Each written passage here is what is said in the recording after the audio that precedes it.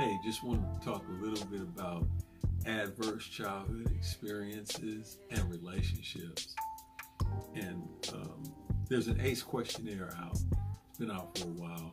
I'll put a link to information about it in the description below. But research shows that exposure to abuse and to serious forms of family dysfunction in the childhood family environment are likely to activate the stress response, thus potentially disrupting the developing nervous, immune, and metabolic systems of children.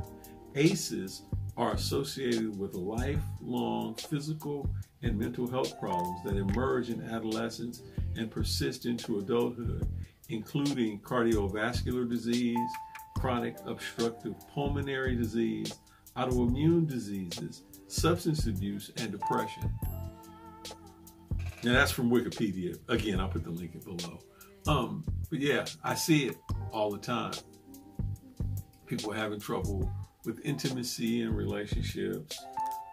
With some of the symptoms that I see, with communication problems.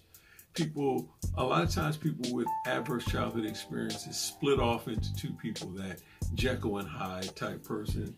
A lot of times they have poor conflict tactics.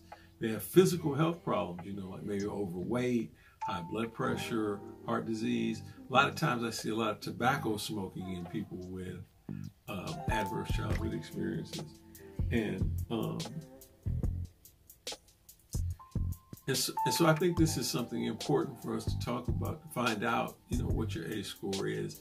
And it's not a death sentence that you had adverse childhood experiences.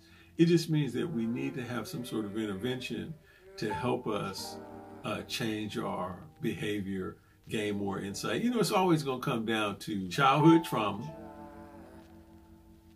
conflict tactics, and self-awareness. Those are things we always got to work on.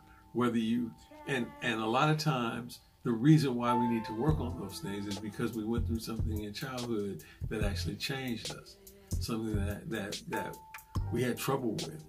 And it usually comes out in relationships. When people call me to get some help on their relationship, it's usually because they have some sort of unprocessed trauma from childhood. Because, remember, in our earliest relationships, that's where we learn the rules of relationships and the rules of love. And that's where we come to understand ourselves, or we get our first lessons about life, let's say that. But we're least likely to be able to understand ourselves, or least likely to be able to do anything about our situation. And the whole object of childhood is to try to survive it, I think. And then later in life, we have the opportunity to do something different sometimes. But I think it's just important for us to talk about that. If you want to improve your relationships, I think looking at adverse childhood experiences is a good place to start. And like I said, I'll put the link to it in the bottom of the video. Thanks for listening.